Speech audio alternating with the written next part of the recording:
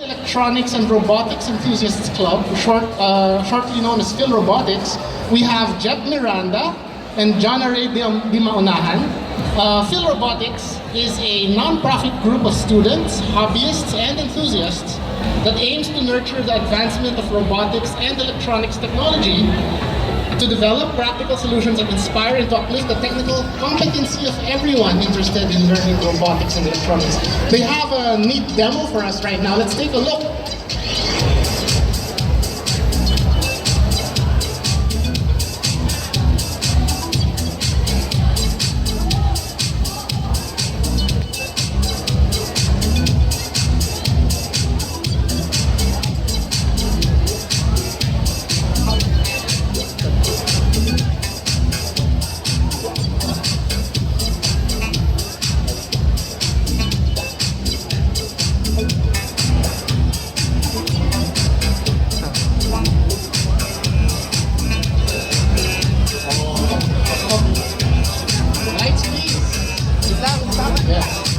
We'll be talking about this in a while, how they built these things. But the other half of our panel is composed of the Philippine R2 Builders Club. Yes, we actually have a club locally that builds droids from the Star Wars universe. The Philippine R2 Builders Club specializes in building their own replicas of robots from the Star Wars universe and is part of the international R2 Builders community. And yeah, these guys, they'll show you what they've got, but oh yeah, here it is right now. Let's take a look at their flagship R2, oh wait, I'll go over here. Their flagship R2 unit over there, let's take a look.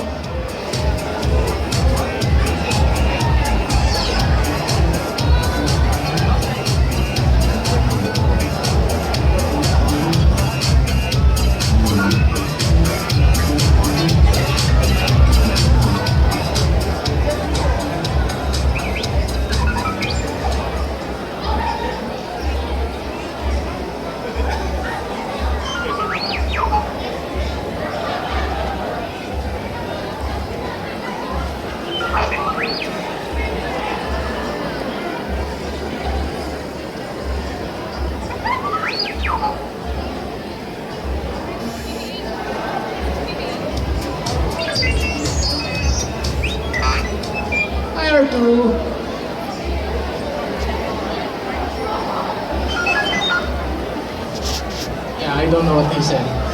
But anyway, to represent the R2 Builders Club, the Philippine R2 Builders Club, we have O'Neil Rosero and Manny Mendoza. And they also brought C3PO with them.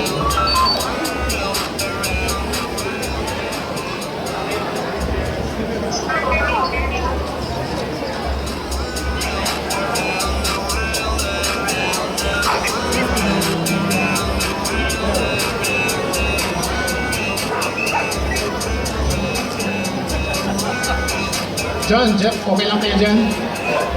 Okay, so, one of the things that I'd like to ask, let's start off by asking something. How did you all get into building robots? I mean, kasi lahat tayo, di ba? Pag nanonood tayo ng anime, nanonood tayo, yes, R2. Pag nanonood tayo ng cartoons, minsan okay lang sa ating manood di ba? Pero minsan, pag nakita mo yung isang bagay, tapos gusto mo rin gayahin, minsan nakakatakot Pero what did that for you? How are you able to actually take the leap and start building your own robots? Actually, for us in Phil Robotics, most of us started with a childhood dream. Ever since we were a child, mahilig na kami, parang nagkaroon tayo ng hilig sa pagbuo ng robots, especially like yung mga panahon before, like Voltes 5, Dymos. Everybody wants, especially when you say robot, but then the resources. So now that we are on a proper age, I guess, and we have the capacity and the finance, so that really started us on getting to help our dreams into reality. I guess they're also the same, sir, right? I agree. You know, when you're a kid, you watch Dymos, you watch all of those shows. Macross is one of our favorites. For us, it's really Star Wars that started us into this robotics. Because, you know, in Star Wars, the two characters that are in every single movie are both R2 and C3PO. So it's like their story telling the whole saga of Star Wars. So which is why we decided to start building a costume based on a droid and an actual droid. So, I think everyone's particularly interested in R2. So, tell us more about this droid. What did it take to build him? It took me about 2 years to build that. Ano yung- Finding the parts is one of the most difficult things to do because the components are not all available locally. Ito yung we're projecting sa likod kung ano yung mga parts niya. Pero nung nag-umpisa yung movie, how different is the robot dun sa actual na lumabas dun sa pelikula? There are several types of R2s that they use for the movies. Like for the blue one, at the start for the first film, technology wasn't that advanced yet, so they had to use an actor who can fit inside, and they asked him to do some of the movements. And then for scenes where he's moving around, they did it by remote control. But for the later films, especially the recent ones, it is already possible to operate the robot without anyone inside. So ito. Tapos ito is fully remote control. Yeah, but it is remote control. Meron bang ganyan na automated siya? Some of the guys from the US have access to very advanced technology such that they are able to operate their R2 by voice command or stuff like that. Actually, as a rule within the within the droid builders, they don't allow fully automated R2s, primarily because it's about 200 to 250 pounds, and if you lose control of that, you could actually hurt someone. So as much as possible, it has to be remote controlled by a person. Okay, so for safety reasons. I have a little bit of trivia with R2. When they were shooting A New Hope in 1976 in Tunisia desert, they had a problem with the R2. It kept going to the other set nearby, which was the production of Jesus of Nazareth. So can you imagine Jesus of Nazareth with R2 rolling across the scene? So I don't know if that's in the deleted scenes, but that's actually one of the pieces of trivia. Well, they should include that. He's in the credits. In the credits. I'll get another thing that I'd like to get into now. So dito naman tayo kina John Ray sa field robotics. Just to add, actually, pwede siya, where he's speaking earlier, it's really possible to have it automated. So as you can see, we have here a simple kit from eGizmo. This is Gizduino. So this microcontroller can actually make that autonomous using some sensors, as you can see here on our keyboard. You can actually have it an artificial intelligence. Yan, since We nabanggit, can talk about it later. since nabanggit mo yung yung igis mo at saka yung mga Arduino, can you tell us more about field robotics at saka kung ano yung how you got into robots? Yeah, Jeff, could you please give any more idea? Actually, in my case, as you can see, I'm wearing now Iron Man suit. Literally, when we actually started field robotics, most of us wanted to build our own robots. And in reality, having Iron Man in real life, very costly. So this is the real part. So as you can see, we just added some electronics part on this one, using some of the readily available kits from eGizmo. And then actually my friend here, Jeff, so can you please explain to them what you're doing with your... he's actually the one who made the costumes.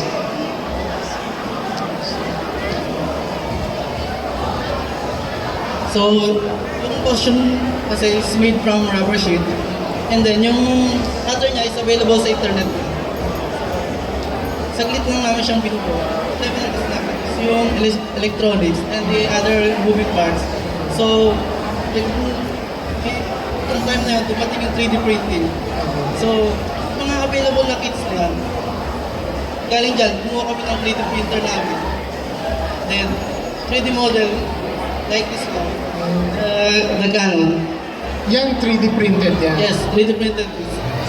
Then, Kung para yung mga pati yung ilaw sa chest niyo, no? 3D printed din siya. Okay.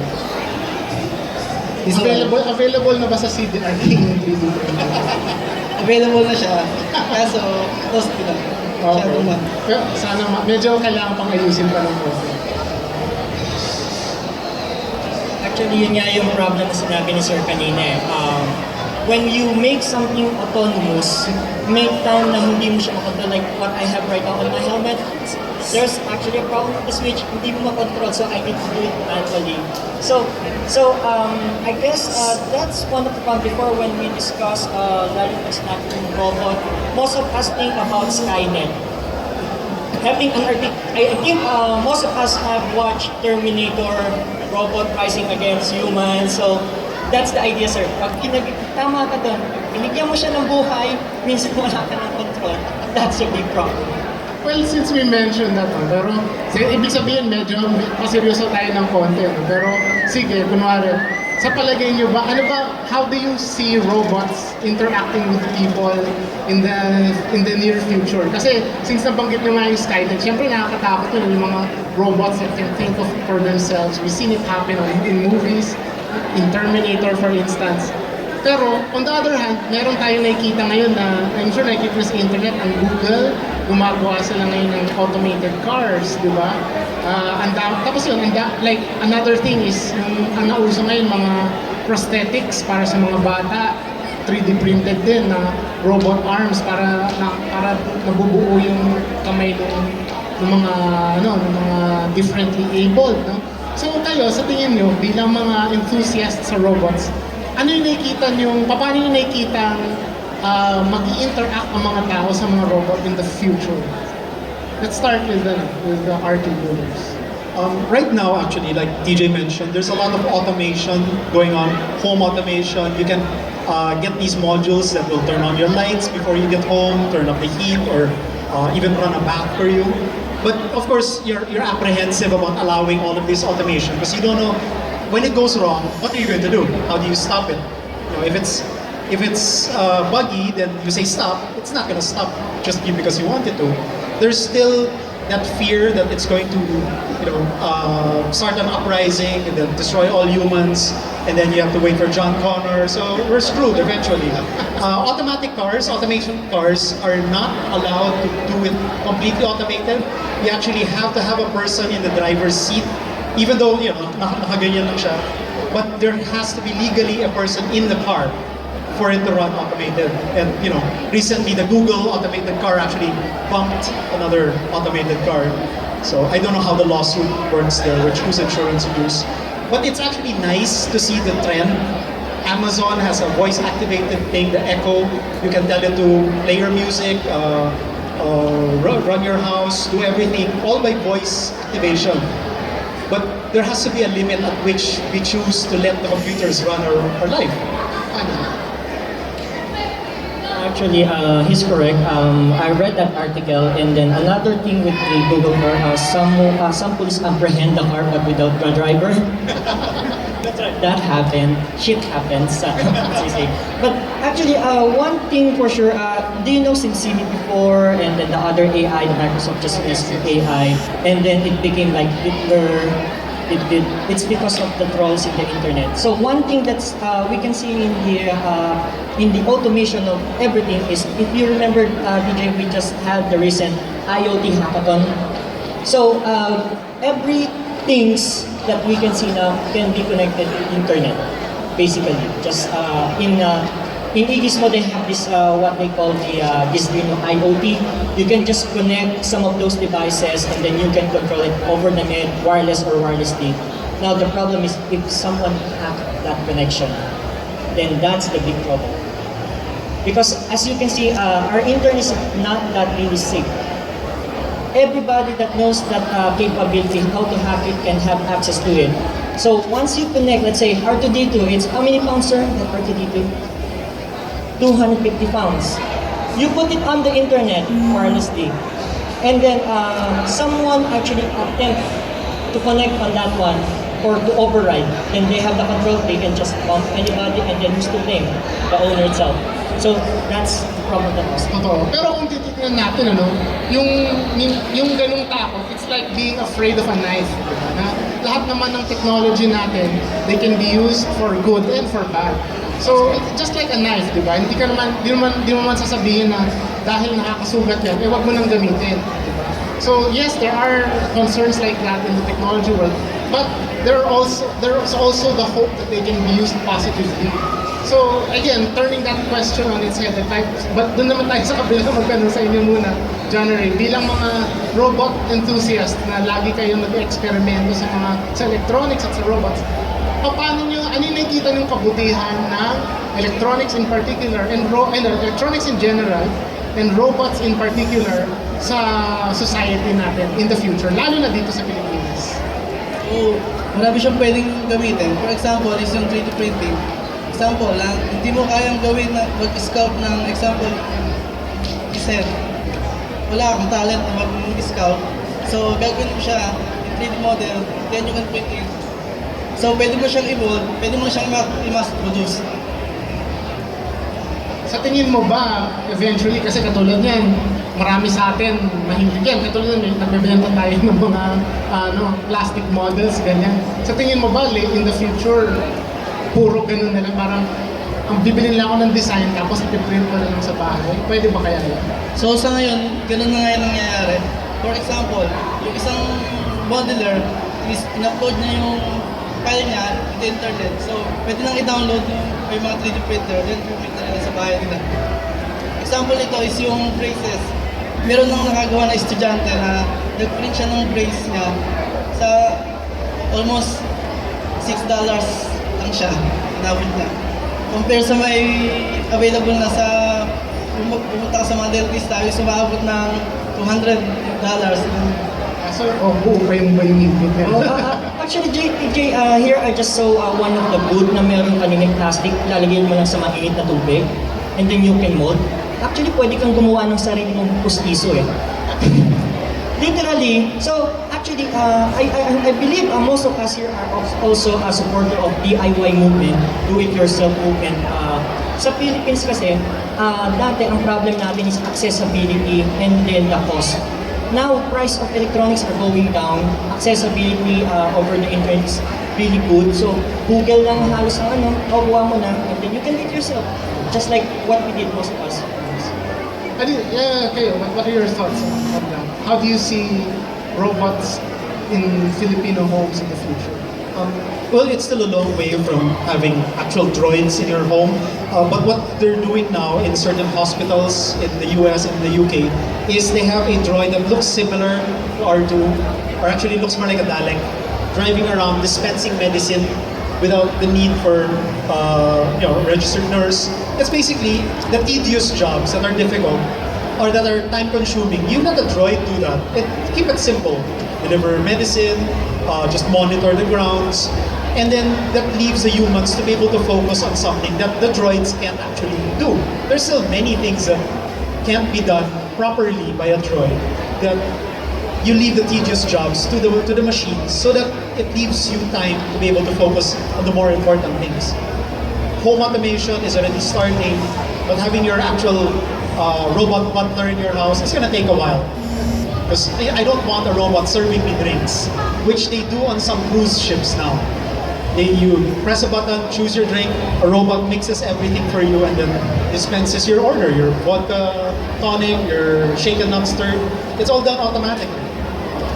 Actually, Domino's Pizza did it. Domino's Pizza. Yes.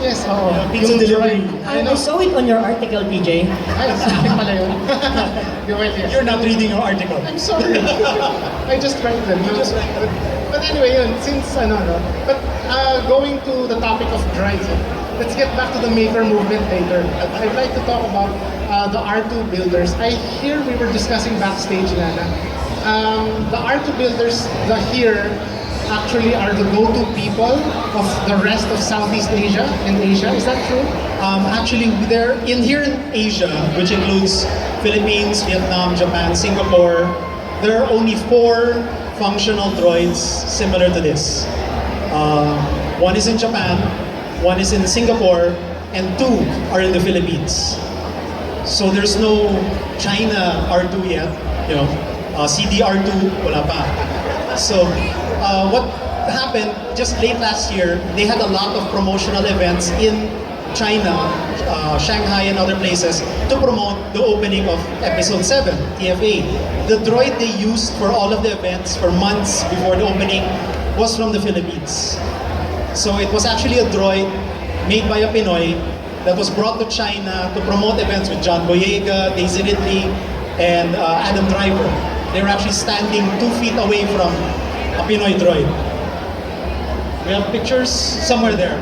So that was actually one of our proudest moments, that the fact that the droid they used to promote the movie was actually from here. Wow. Here we are. So yeah, if you have any inquiries about Star Wars droids, these are the people to talk to. But yun, since you're mentioning do it yourself, pato ko naman ulit sa kina John Ariel, kina ano. So you know, you guys represent you droid builders represent the epitome of what we might call the maker movement. No? These people who enthusiasts, electronics enthusiasts who decided to take their hobbies a step forward and invent things. Sa palagay niyo, John, Jeff, ano bang state of yung local maker culture dito sa Pilipinas? Mostly sa mga maker that you just stand correct, most of us innovate. We are not inventors because some of those are already existing. So, ini-innovate lang natin kagaya ng isang teknolohiya na nakakapagpailaw.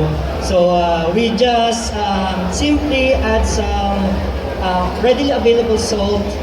So, yun na. Pero yun, para mag-prolong siya, we just innovate. It's already invented before. So, we don't want to get credits from other. So, in the DIY movement in the Philippines, nakikita namin, masyado siyang lumalawak, masyadong mabilis yung paglawak niya. And then, thanks sir sa trivia, nalaman namin na dalawa lang sa Pilipinas, which is actually true. Kasi kapag tinignan mo sa net, maraming gumagawang DIY niyan, like the other one is the BB-8. It's a teenager kid, his name is Angelo, we met him personally. He just made it out of the beach ball and then he did paper mache. So it's already a BB-8. Now, the only problem that we are facing in making some stuff like Lucas droids are yung sinasabi nila yung what do you call this one, sir? Rights, copyrights nila, so you cannot just use it, promote it or something. So that is the thing that most of the DIY players, dahil na yung, nagawa ko niyan, there's a patent for that. So those are the constant things that hindering DIY, but good thing now in the Philippines, hindi masyadong ganun tayo sa patent. So, yeah. Makikita mo ibang corner to We are allowed to make them, but we are not allowed to sell them. Oh, That's one thing that the club sets as a policy. Ayun. So to work with Disney and Lucasfilm, we can study the props, the movies, use our know-how with the new electronic stuff, but we do not sell. Okay. Sir, salamat sa info. If you go beyond that line, then you will have a problem. Ayun. So since buti nabanggit mo, sir, yung ganung element. So kunwari, for those in our audience, kung ano man yung fandoms nila, whatever shows that they watch, kunwari may nakita silang robot na gusto nilang gayahin at gawing totoo. This question is for all of you actually. How would you go about doing that? Sir, first, for the R2 builders, we have an international website. It's called astromech.net. All the robots from the Star Wars universe are being built there by people like us also. So all the resources are shared with each other, and just like our two friends here, the available technology is now becoming easier to acquire. So the sharing and the bonding between the members of the community is really great. So we were able to gain new friends from overseas. So we can say also because of this hobby that the world is becoming smaller. Actually, that's correct. Like now, kaibigan na tayo, sir. So yeah, it's basically... We'll discuss that later. Yes, sir. Also that we're interested in making one. So yeah, it's the DIY movement, and with the internet itself, chatting is just really easy. Searching, using Google, etc. is really easy. So the exchange of knowledge is quite fast. Unlike before, pupunta ka sa library, research ka, naalala ko pa mga kapanahunan ni Tim, pupunta sa Raon, maghahanap ng parts. Now you can scout it easily on internet because unavailable. You have this OLX. Kayo ba may website kayo? Yeah, we do have our website, philrobotics.com. So, ngayon pinupuno pa namin yung content. Actually, most of them, we're planning to release open source. Yeah, that's the other good thing on the movement. Most of the people involved are releasing open source. Ay, maganda na banggit na yung open source, yung tulungan ng mga tao. So wait, let me remember that. That's astromech.net and philrobotics.com. Ayan, so lahat ng mga interested sa mga gawa nila, you can visit those sites and then yun, get in touch with them. All of them are actually also on Facebook. Madali namang hanapin sa Facebook yun. Yes. So yun, at saka ano din, let's segue naman dun sa artistic ano, ano yung mga, aside obviously from Star Wars and the Marvel series, what other comics or manga or cartoons influenced you to build robots? Yeah, let's start here. Of course, Voltes 5, Dynamos, that sort of stuff. Of course, we same thing, and Macross, and there's certain TV shows that Rider. Knight Rider is actually a robot, technically. Buck Rogers, all of those old movies where there's actually a person inside, but they act like it's a robot, including C-3PO. As you can see, he's actually really thin, so it's a really skinny person inside the costume, but he's actually acting like a robot. So when you see the person, a piece of trivia with 3PO, sometimes he acts so much like a robot, they forget that there's a person inside. So when the crew takes a break, they leave Anthony Daniels inside the suit and then come back after an hour and he's still standing there. So they kind of forget that he's a robot, he's a person, because he's such a good actor portraying the robot. So those are the things that inspired us to get into robotics, electronics, and DIY.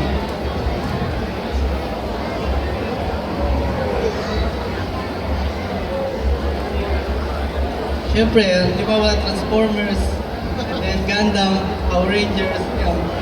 Actually, meron din akong costume ng Gundam sa Transformers. Meron na ba kayong Transformers na nagka-transform? Actually, yun palang pinag-iisipan namin dito. Medyo mahilo. Ayun. So Rawi, Puro may edad na pala yung kasama ko, hindi ko na po naabutan yun. Remake na lang yung naabutan ko Astro Boy, gano'n. So hindi ko po naabutan siya sabi nila. Pero actually, just a trivia, yung sinabi ni Sir na yung sa C-3PO na nakatayong tao, actually it's almost the same costume you can see right now. Pansinin nyo, hindi kami makaupo. Yun yung problem, just to demo, C-3PO. So, basically, hindi ka makaupo maigi. Hindi ka maka-stretch ng maigi. So, kanina pa kami nakatayo ilang hours na, same problem with him, with this guy, I envy you. I feel you, bro. I feel you. ayun. So yung moving din dun sa dun sa technical aspects nito. So, John Ray, you mentioned earlier na merong off-the-shelf parts na ginagamit dun sa mga robots. Yeah, basically that's actually our group in robotics are planning to provide a free seminar, basic seminar on how to use the Arduino. Actually, this is an Arduino clone. Sa mga hindi nakakalam, ano yung Arduino? Arduino is actually a platform na parang, let's say, basic na pinadali yung buhay ng pagpo-program mo at saka yung sa microcontroller. Before, pag sinabi mo ng mga chips, so maliliit siya, tapos may mga wire na medyo hihilangin mo pa. Now, as you can see on this one, yung mga wires niya parang tutusok mo na lang as long as you can read and understand. So meron naman mga instruction over the net. And this one is actually a clone of Arduino. This is Arduino. So we're planning actually to provide a free seminar. Our groups planning to have it. So mas marami kaming ma-reach na mga kabataan interesado to go to robotics. So that's one of our goals. So yan, off the shelf lahat yan. Yeah, this is off the shelf, including this one, as you can see, robotic arm. Before, parang nung siguro yung kabataan nyo noon, medyo, pag sinay robotic arm, wow, ang galing, napapagalaw mo. Now, as you can see, this is laser art naman siya actually. Before, mga baka-baka. Available sa website. This is available on eGizmo. You can visit their website, egizmo.com. And then as you can see, typical ganito, this is the P-bot. This is a Mobot na may autonomous siya. Actually, pwede mo siyang remote control, pwede rin siyang autonomous. You can see the sonar sensor. Dito naman sa Astromex, I presume not all of it is off the shelf, or some of it is. Actually, a lot of the parts are not, you can buy it like, on a specific website. They're actually made by other R2 builders. So like for example, one R2 builder will make the servo with the servo controller, another R2 builder will make the holo projector, and then they'd sell to each other within the group, it's not commercially. And then, or sometimes they just trade parts. I'll build one part, you build another, I'll give you the other part, I'll give you the other. It's a whole big community with thousands of members around the world. The problem is a lot of the parts aren't made locally, like Manny mentioned. So we actually have to buy it in the US, import, or we improvise. I see. So anyway, yun, that pretty much wraps up everything. Thank you very much for your time. Thank you, Napakinggan TJ. natin sila. Again, the Philippine R2 Builders Club, O'Neill, Manny, and Jet Miranda, John Ray Dumanahan for Field Robotics. Thank you very much. Guys.